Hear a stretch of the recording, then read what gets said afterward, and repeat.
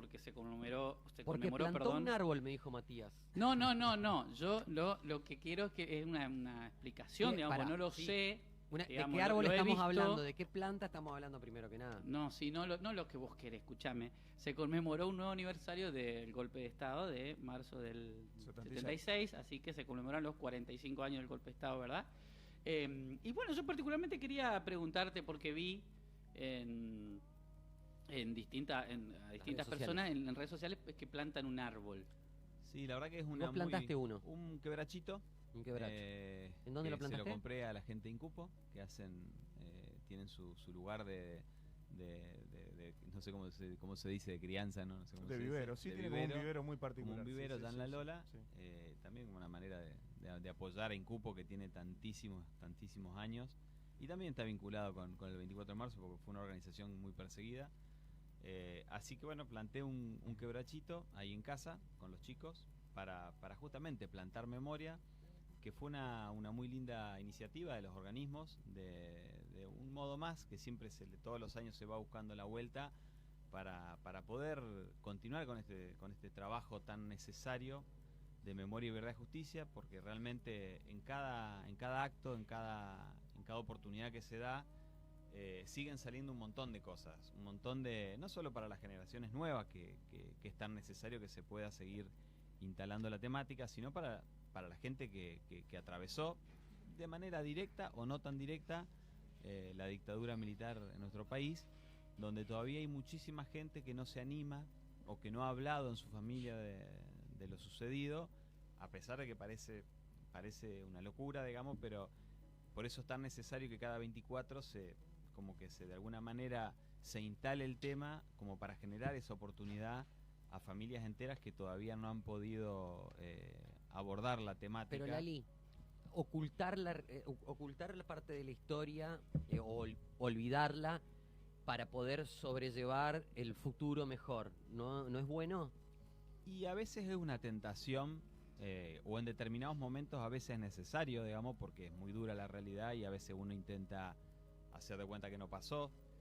Pero a la larga me parece que no sirve porque vuelve y vuelve y vuelve, y por más que vos lo quieras tapar, cuando hay cuestiones complicadas, las tenés que trabajar, y pueden pasar un montón de años y eso va a volver. Es difícil. Lali, perdón, te interrumpo. Sí. Decile algo a Matías, contale. A ¿Qué dice Germán? A Germán, que subas el volumen, Mati. Subí el volumen, dice Germán. Dale, sí, subí el volumen. Ahora, Perdón, lo interrumpimos a Lali, Gaby. No, a ver, te cuento una anécdota, digamos. Cuando yo tenía 12 años, viajamos, digamos, con mi familia de Mendoza, con la familia de mi mamá, que siempre fue una familia como muy afectuosa, con muchísimo amor, con mucho cariño, pero que le costaba mucho abordar este tema. Y nunca podíamos hablar del tema, que había que hablarlo, en algún momento, de alguna manera había que hablarlo. Bueno, organizaron ellos, yo no sabía, digamos, por supuesto, un viaje, unas vacaciones a Mar del Plata. Nos fuimos, digamos, con mi hermano, con mi tío y con mi abuela, a pasar unos días como para poder charlar del tema. No sé por qué irse de vacaciones, pero bueno, se ve que ellos en su imposibilidad le encontraron o quisieron encontrar esa vuelta. Mi abuelo por ahí era el que quizás más le costaba, entonces mi abuelo quedó y pasamos 15 días de vacaciones fantásticos y no hablamos de nada, porque no encontraron en los 15 días el momento ni el lugar para poder hablarlo, digamos. O sea, lo digo como para que se entienda que no es fácil abordar una temática tan dolorosa, donde se pone en juego tantas cosas, y a veces, por más que uno quiera, es difícil. Igual, Lali, vos estás también hablando desde el lugar de alguien que ha vivido esta situación, o sea, me imagino que lo de tu familia debe ser mucho más difícil de afrontar. Ahora, aquel que no, ¿por qué? Bueno, porque uno de los objetivos justamente, que creo que lo cumplieron, de la dictadura, fue instalar el miedo, digamos. Por ahí los que somos un poco más grandes, digamos, si hacemos un cachitito de memoria, en la escuela, cuando éramos chicos, te decían, no te metas nada, no hagas nada, no hable de nada, no participes de nada, ten cuidado, ojo dónde va, con quién te...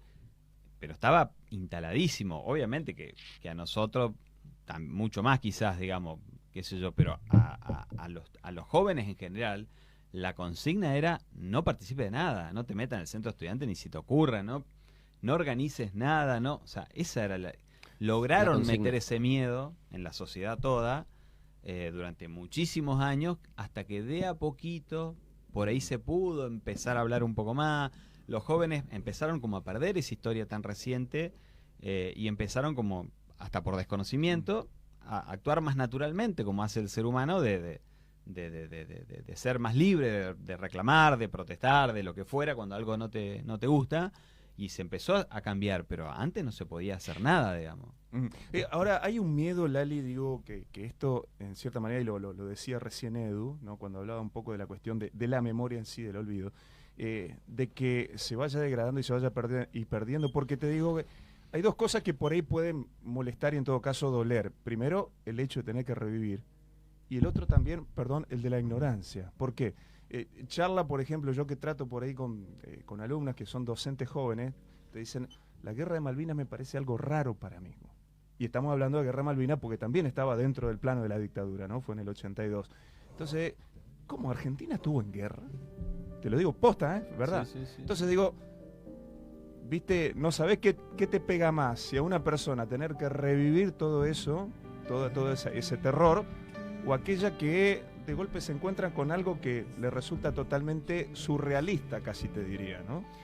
Por eso es tan necesario este proceso que bueno, acá en Reconquista y en la región con Norte Amplio, que es la Asociación de Derechos Humanos que por ahí vengo trabajando hace muchos años, ahora estos últimos con bastante más dificultad por la pandemia, pero es tan necesaria esta tarea de sobre todo nosotros siempre apuntamos a las escuelas con los docentes, digamos, para que aborden el tema, para que lo traten con los elementos. Ahora hay muchos elementos que antes no había, pero que lo discutan, que lo debatan, que lo charlen, que lo conozcan, como decís vos, que ni siquiera lo conocían. Claro, la tecnología también a veces mal utilizada, no digo, en tu caso digo, pero ahora que tenemos todos los medios, que podemos encontrar datos históricos en todos lados, y sin embargo, en algunos casos suele aumentar también la ignorancia, Bueno, una incoherencia también. Y con la gente grande, porque una de las estrategias, obviamente, que en esa época no había como ahora los medios de comunicación que tenemos y las posibilidades, y mucha información, sobre todo en la zona más rural, digamos, que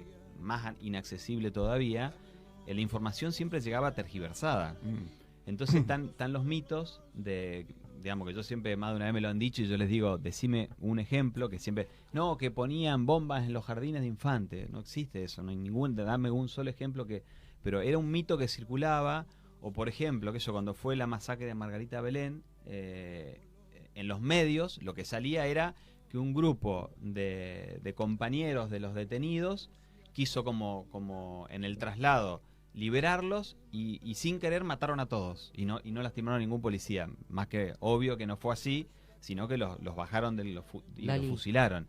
O sea, la información que llegaba a la gente, lo mismo que cuando las matan a las monjas francesas, que les desaparecen las madres, la información era que un grupo de revolucionarios mataron a las monjas. Eso era lo que salía en los diarios. Después, con el tiempo, se podía saber de que no era eso, sino que era Astiz que se había infiltrado y que organizan esa matanza. Bueno, esa desinformación también es necesario, no solo con las nuevas generaciones, sino con la gente más grande, poder traer verdad, digamos, porque la verdad siempre... Mira, eso me haces recordar algo que es en realidad un debate que se viene haciendo hace bastante, pero que leí. ¿Y qué pensás? Leí varias publicaciones en las redes sociales con el tema de justamente el número de desaparecidos, ¿no? Perdón, como si eso, si fueron 1 o 30.000 cambia algo, ¿no? Bueno, sí, claro. ahí va el punto, ¿no? Ah. Básicamente, exacto. ¿Qué te lleva a hacer una publicación? Primero que nada, por eso, ¿qué pensás vos al respecto del número? Punto uno, y después, porque realmente a mí me es indiferente, ¿no? Si son 7.000 o 30.000, la verdad que es una aberración, que matar a alguien es una aberración. Torturar a alguien es una aberración. Hacerle mal adrede a alguien, ¿no? Porque todos hacemos mal, eso está claro, pero hacer mal y a tal extremo, ¿no? sea quien sea, con esto no me estoy poniendo de un lado, el otro, de hecho me parece una barbaridad que haya lados en esto, básicamente. Sí. Y a eso voy. ¿Y por qué ese planteo y esa crítica y cómo entendemos eso? Digamos, reitero, son dos preguntas. Una, el número, ¿qué opinas vos sobre cuál es el número y qué opinas de esta discusión? Y después, ¿qué te genera justamente que estemos discutiendo eso? Como que es importante. Bueno, es sin lugar a duda un sinsentido. Es obvio que no son 30.000, digamos. Podrán ser 15.543 o podrán ser 30.183. O sea, no tiene que ver con el número. Me parece que tiene que ver con discutir algo que sucedió, porque digamos, los que discuten el número generalmente toman los que denunciaron en CONADEP. Entonces toman ese número como real, y nosotros acá en la región tenemos varios que no fueron denunciados. Por dar un solo ejemplo, en una región tan chiquitita como la nuestra, o sea que sin lugar a dudas que no es el número de CONADEP, sino que son mucho más, y 30.000, en su momento se eligió ese número por algún cálculo estimativo que se hizo, y quedó como un número simbólico, que me parece que discutir ese número simbólico por ahí es discutir quizás lo sucedido, y es lo que me parece que no debería estar en la cabeza de nadie, discutir o querer justificar un genocidio o querer justificar lo que sucedió. Digamos, quienes hayan leído el Nunca Más, yo por suerte lo leí cuando era bastante más chico, porque hoy no lo podría leer, y uno lee digamos, de la manera que se torturaba, que a las mujeres le ponían un caño para que le entre una laucha dentro de la vagina, que torturaban a los niños delante de las madres, que se robaban los bebés, bueno, un montón de cosas. Querer justificar eso me parece que no sé en qué cabeza puede caber, que hasta necesitaron, digamos, de la iglesia para poder dormir, porque es así. ¿Y cómo lo ves vos? Porque algunos lo plantean justamente como que era una guerra civil, ¿no? Bueno. Entonces, y se está demonizando al Estado, a las militares, y se está ensalzando al otro bando. Es como que los del otro eran todos santos y todos buenos y dioses, ¿no? ¿Qué opinas de esos planteos? Bueno, sin lugar a dudas que no, bueno, uno cree que no hay demasiada discusión. Hasta inclusive en el gobierno de Isabelita se votó la ley no me acuerdo si era de fusilamiento, no me acuerdo si ley marcial, no sé cómo se llama. La ley marcial. Ley marcial, que se los podía hasta fusilar a los detenidos. O sea que si vos querías actuar dentro de la ley, hasta los podías matar. Entonces, hasta eso podías llegar, pero ni siquiera eso hicieron. O sea, fue actuar todo el tiempo dentro de la ilegalidad, porque obviamente que el objetivo era otro.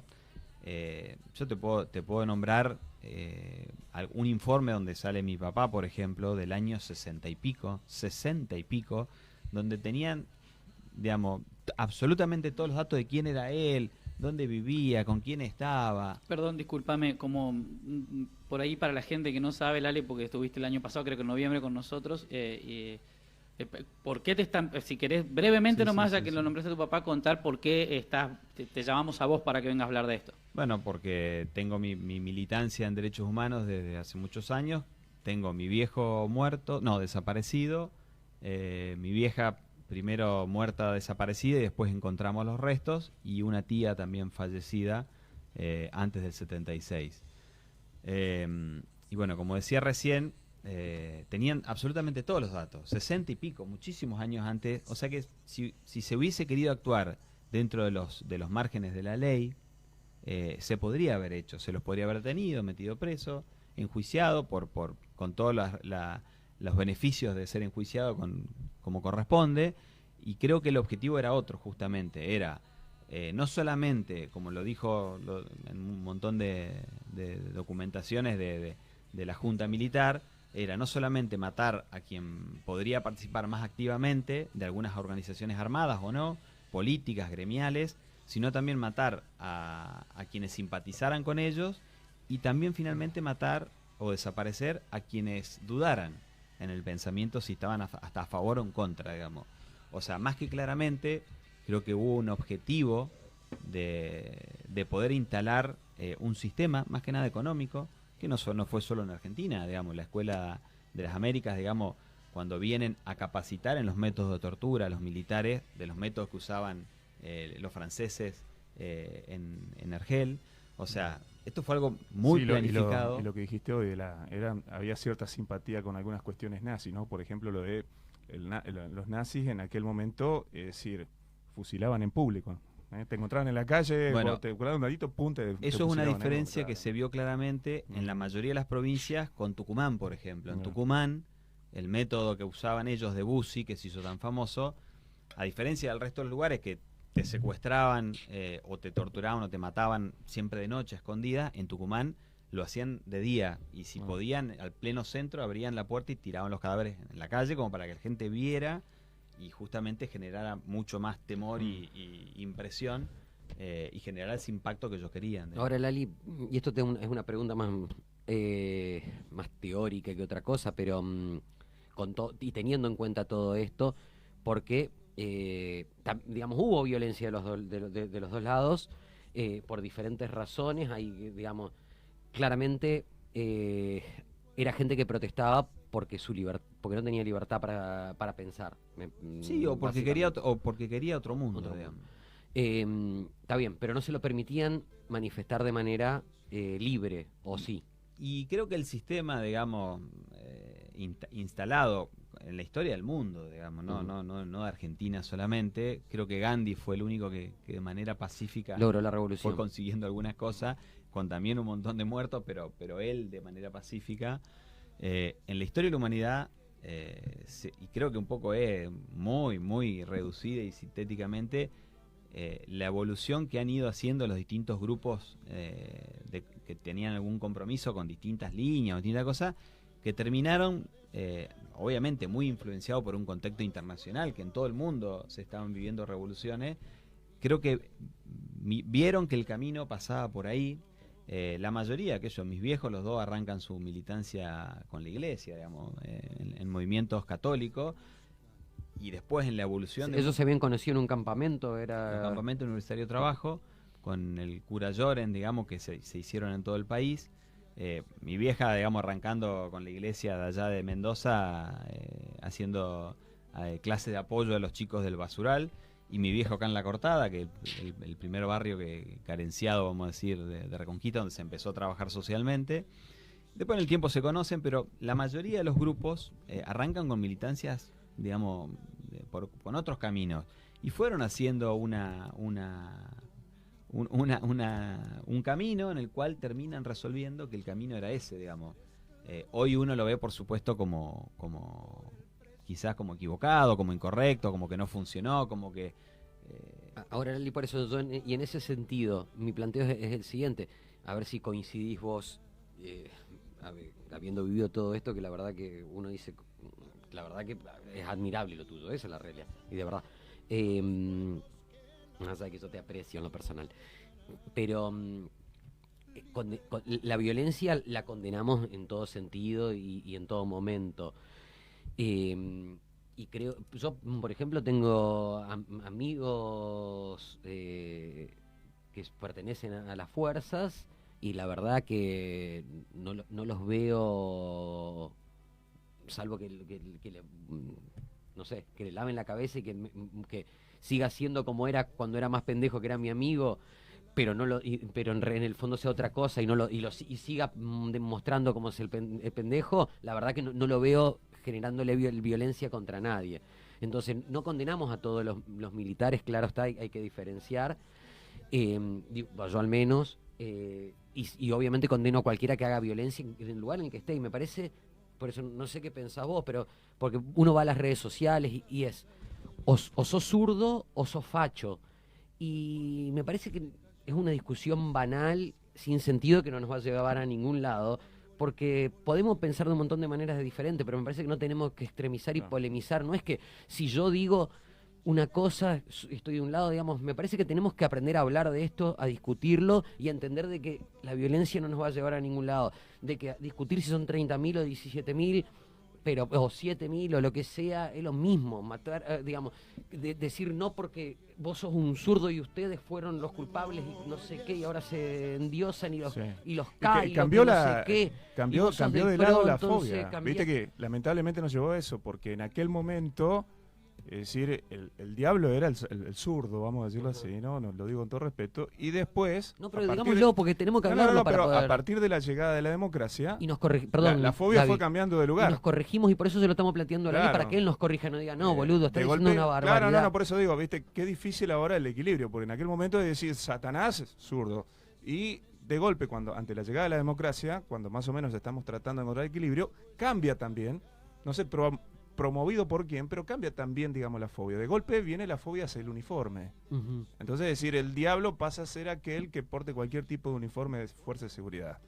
Entonces digo, qué difícil que está todavía el equilibrio, ¿no? Porque vos podés ser de izquierda, pero tenés un hermano que eligió ser Fuerza Aérea, vamos a decirlo así, ¿no? ¿Viste? Te digo porque he conocido familias así, ¿no? La mirada no es... Perdón, Lali, antes de que respondas, con la salvedad, obviamente, de que aquel que porta un uniforme, obviamente, tiene una mayor responsabilidad, porque nosotros le dimos entre todos el poder para que nos cuide, y si encima de que le dimos el poder para que nos cuide, es el que nos genera el miedo y nos ataca, obviamente que la responsabilidad es doble. En eso hay que diferenciar, está claro, pero no le quita que la responsabilidad de que el que hace un daño sin tener un uniforme, porque no sé, consigue el arma donde sea. Imagínate que el pibe que egresa ahora de una academia militar dice, ¿yo qué tengo que ver?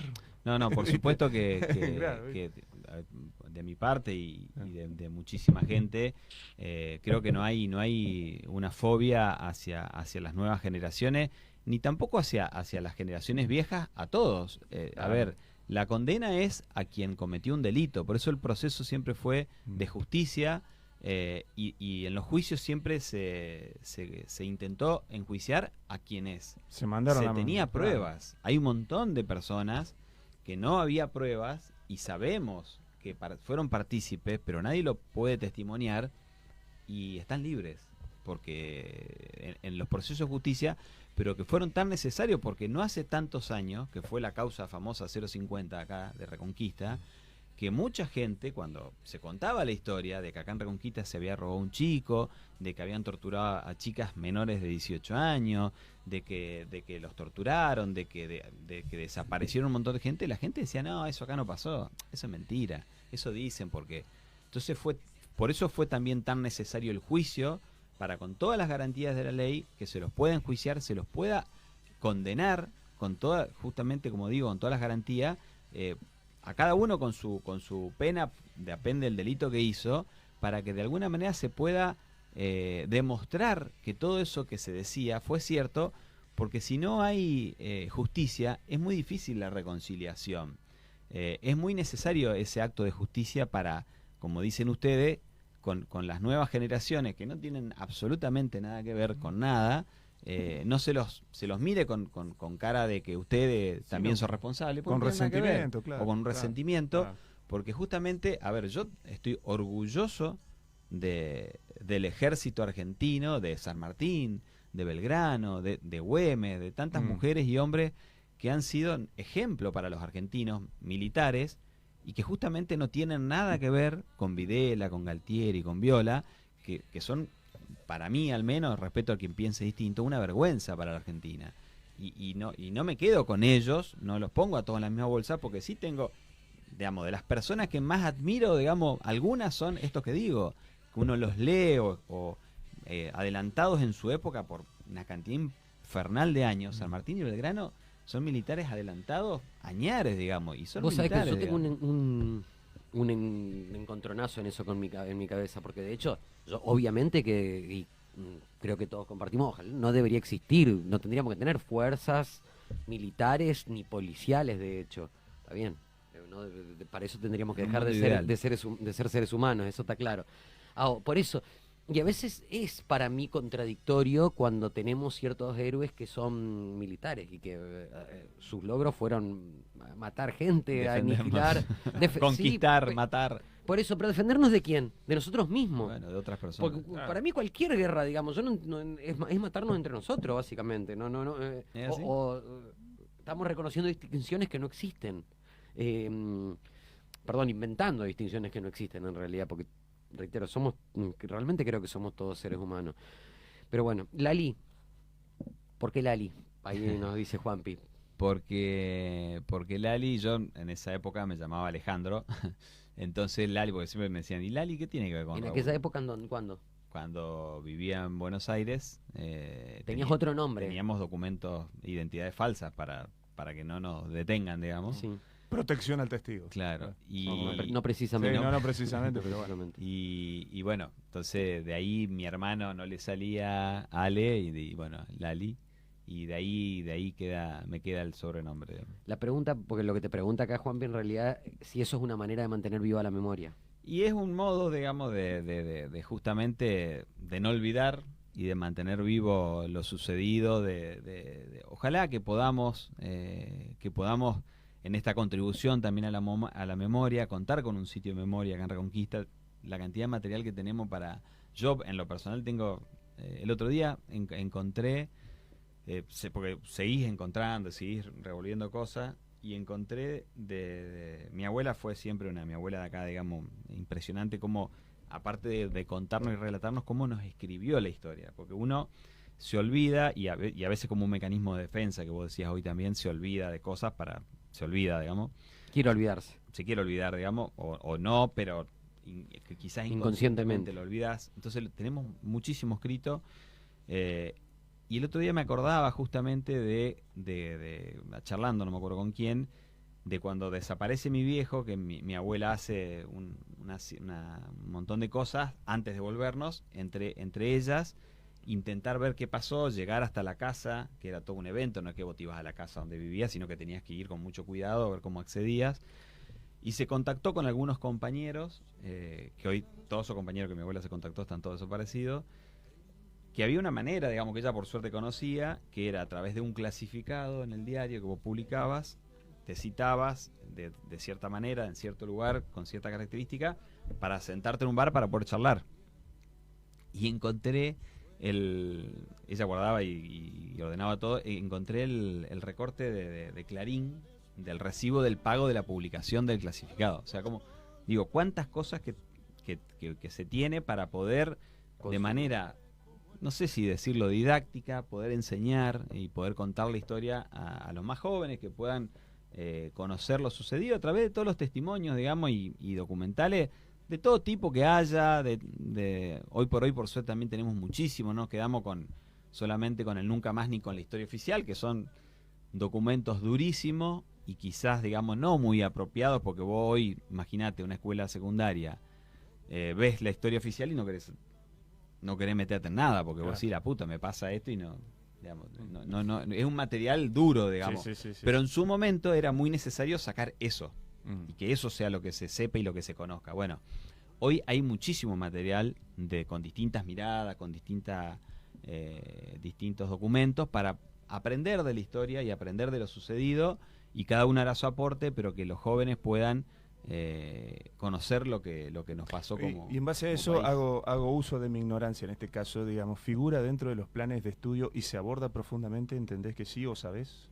Se aborda de manera obligatoria, que está bueno, pero depende muchísimo del docente. Yo lo veo con mis chicos, desde docentes que le ponen pilas para debatir el tema, para charlar, para que cuenten los chicos que saben, que no saben, contarle cuestiones acordes a la edad, a docentes que tiran una cosita nada, digamos, y como para decir, bueno, di el tema. Sí. Chico, esta fecha se celebra tal cosa, claro, listo, ya está. Que es entendible, claro, porque son docentes que no tienen ni idea del tema. Digamos, como responsabilidad como docente deberían investigar un poquito, leer y usar el material, que hay buen material que viene a las escuelas ahora, a diferencia de antes que no venía absolutamente nada.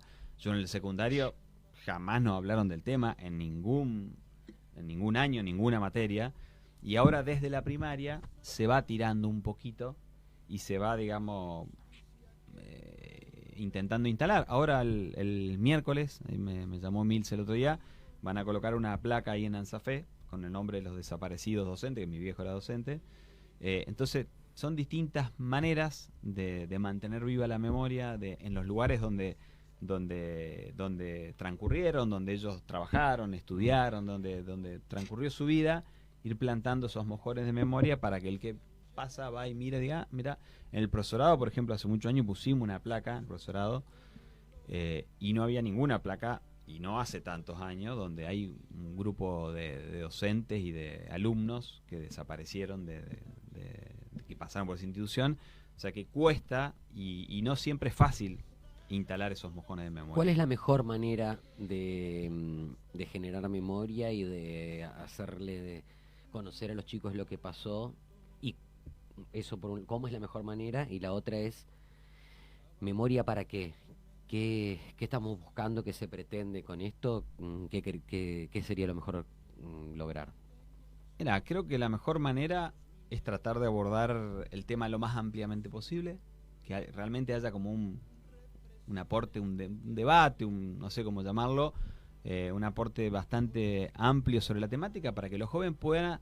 No es fácil, porque, qué sé yo, como decís vos, Edu, que atravesado muy fuertemente por la temática, leí muchísimo, miré 1.000 millones de películas, discutimos muchísimo, y hay un montón de cosas que siempre te quedan y discutís y planteás, y no es fácil. Lali, perdón, te interrumpo, pero me parece importante, porque en esto, por ejemplo, ¿no? Te voy a dar el ejemplo claro, Hugo Firmán, por ejemplo, que planteó que no eran 30.000 desaparecidos, pero son un montón.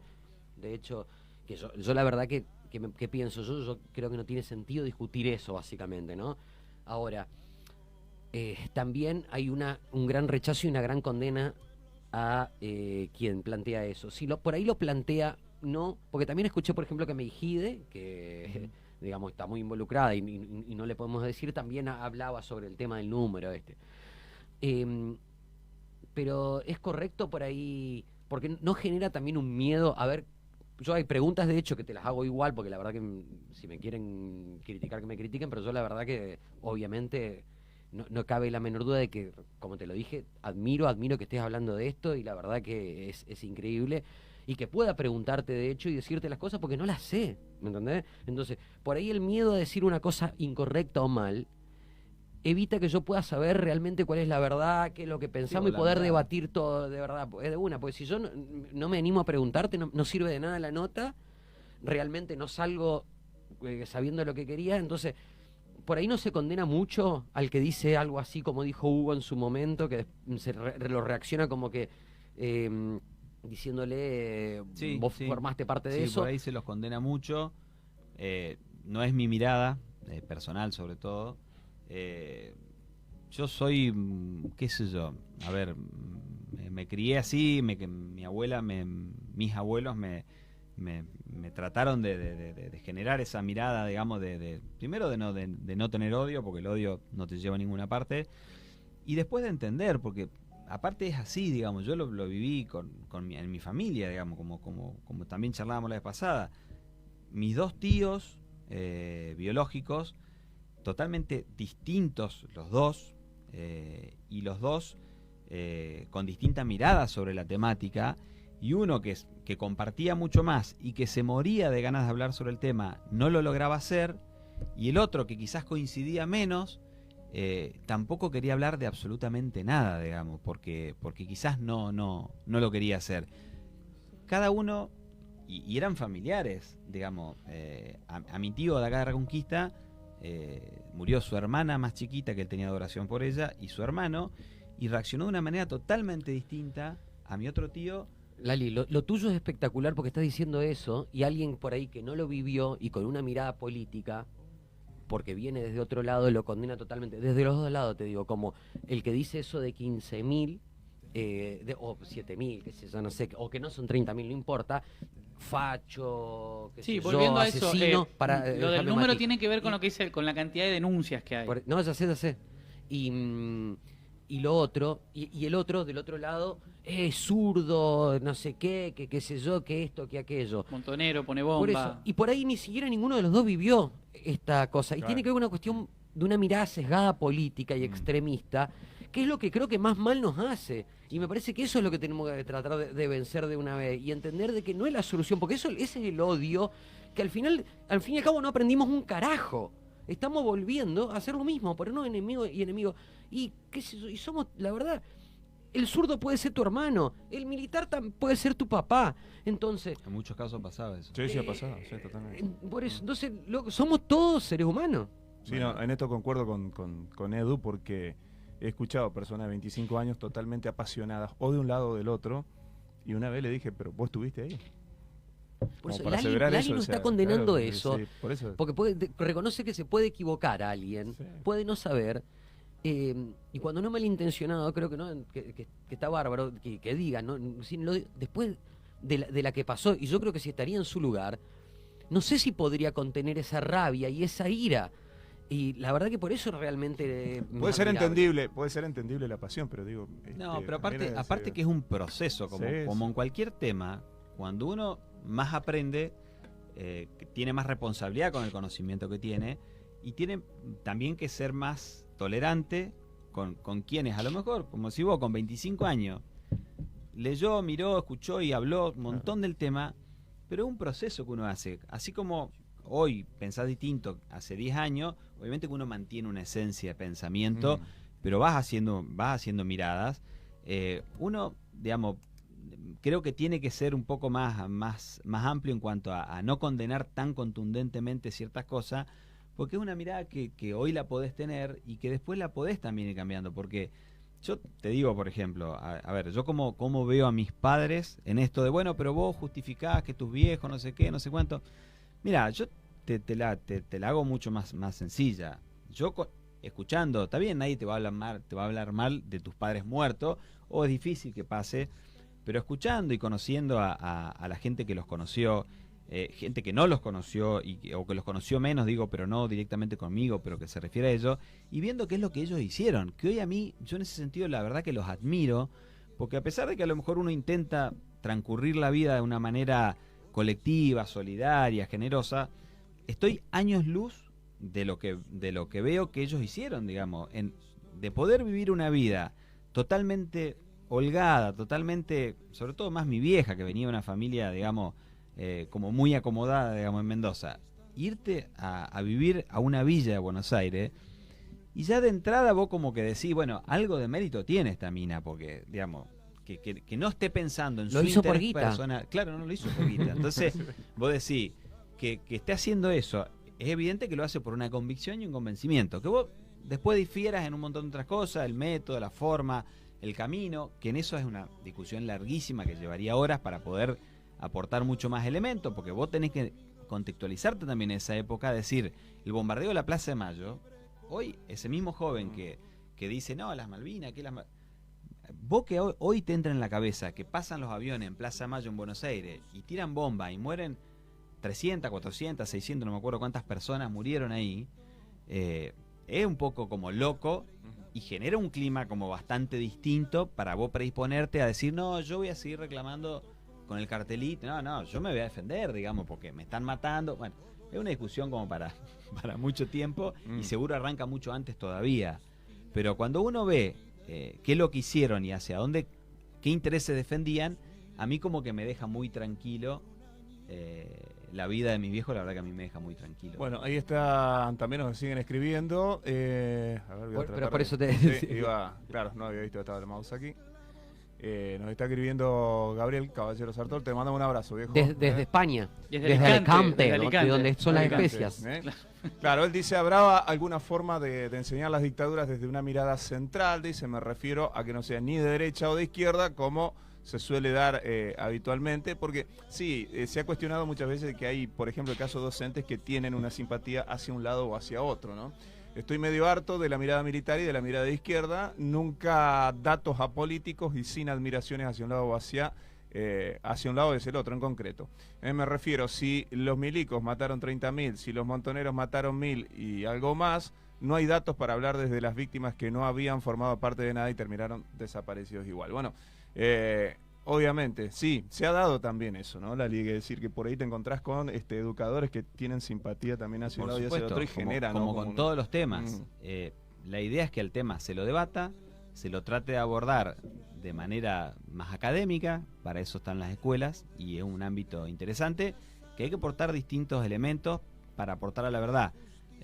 Yo lo que digo es que cuando uno analiza lo sucedido, las cosas no son iguales, digamos. Las organizaciones armadas no torturaban, no secuestraban chicos, no, hay un montón de cosas que no hacían. Hay una diferencia que está a todas luces, y como decía Boedu, quien tenía el poder otorgado es un grupo que sin lugar a dudas también tenía todo el poder de su lado. Y que hizo todo lo contrario a lo que en teoría establecía la ley, digamos. No, y a lo que el resto de la comunidad le había dado mandato, digamos. Pero bueno, más allá de eso, si uno quiere evaluar de todas maneras por qué se sublevó a la autoridad conferida, sea militar o sea civil, porque la mayoría fueron militares, pero si se quiere se puede discutir por qué en el gobierno de Isabelita también había un montón de actividad subversiva.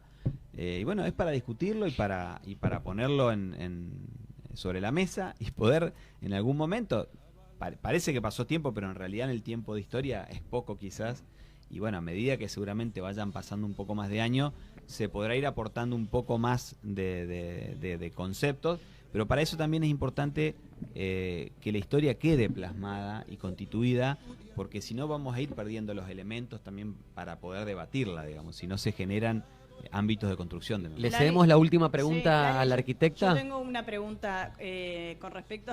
No, en serio. Seria, aprovechala que es la última pregunta, así que aprovecha. No, con respecto a que hace no sé cuántos, un mes, falleció el expresidente Menem y que él le dio los indultos en los 90 a los militares. ¿Vos qué tenés? ¿Qué miradas tenés? O sea, no sé, algo. Él lo votó a Menem. Bueno.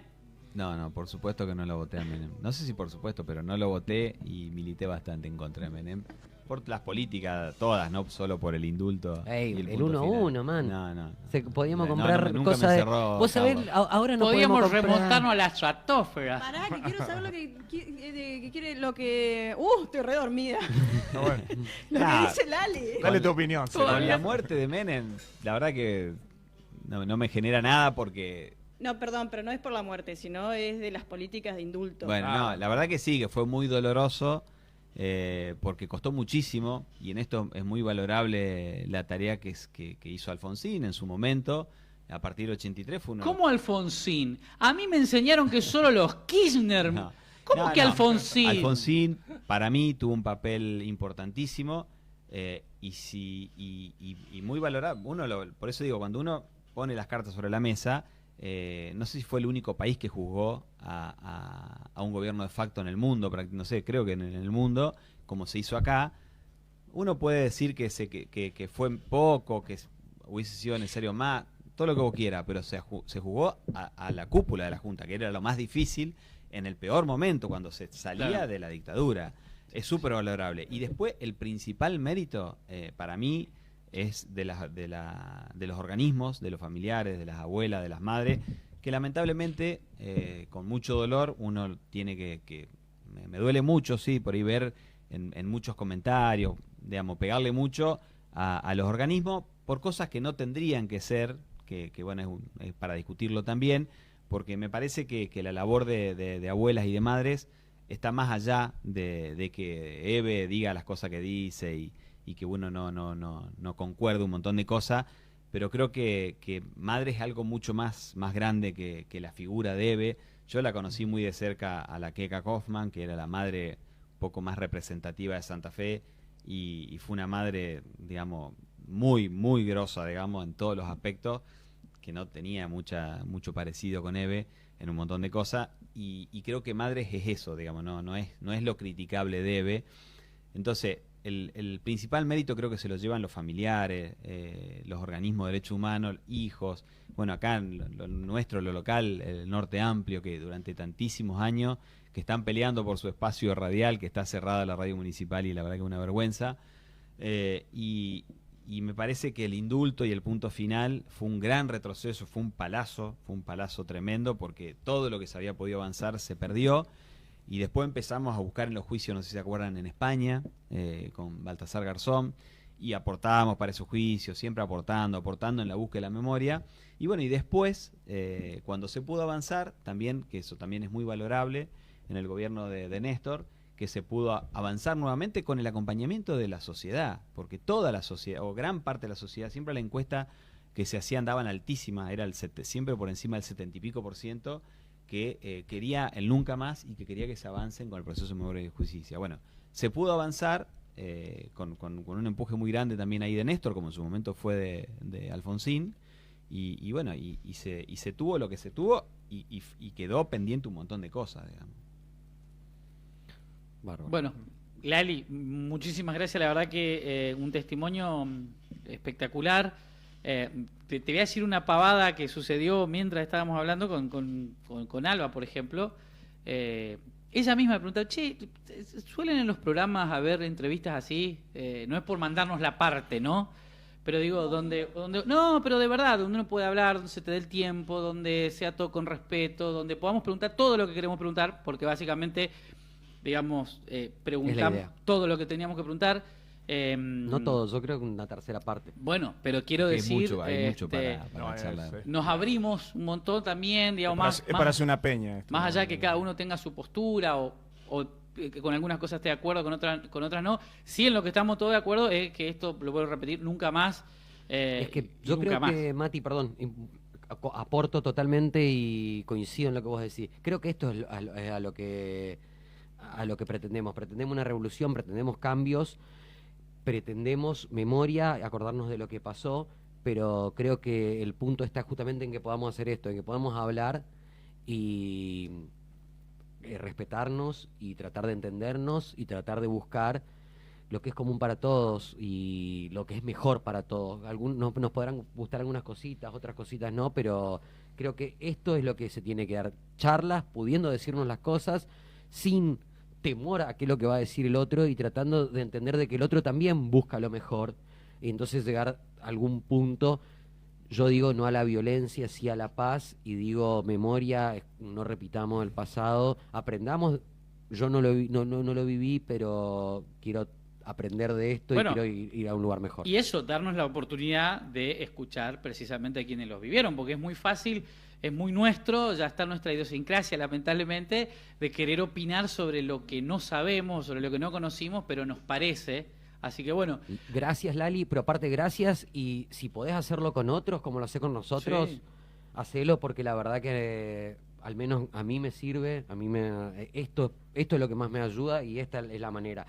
Charlar las cosas, tratar de pensarlas y tratar de superarlas, ¿no? Así que la verdad que sos un genio y te admiramos. Y sabés que acá la puerta abierta para cuando quieras venir. Bueno, gracias, la verdad que siempre es un placer venir con ustedes y la verdad que sí, que no son muchos los espacios donde uno puede expresarse, puede hablar con tiempo y de manera respetuosa. En general no son, son temas que generalmente la mayoría son respetuosos, pero no lo abordan quizás con la amplitud y con las ganas de poder. También la gente a veces tiene temor de preguntar y está mal, porque hay que preguntar y hay que hablar y hay que poder debatir.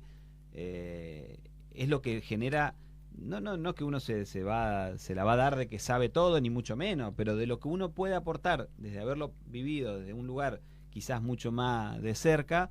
Sin lugar a dudas que va a aportar, como ahora cuando hablen con Elena Moncada, sin lugar a dudas uno puede tener una opinión formada de la prostitución, de lo que sea, pero sin lugar a dudas que después de escucharla a ella y salís pensando distinto, porque lo ves desde otro lugar y que te va a aportar. Bueno, con esto pasa lo mismo, que uno intenta aportar la mirada de uno para aportar algo más al debate, no por ahí como por ahí dice Gabriel, digamos, sino uno no quiere imponer, pero sí quiere decir lo que uno piensa, digamos, y en función de eso después que cada uno saque sus conclusiones. Nada más que gracias. Buenísimo. Lali, Memoria.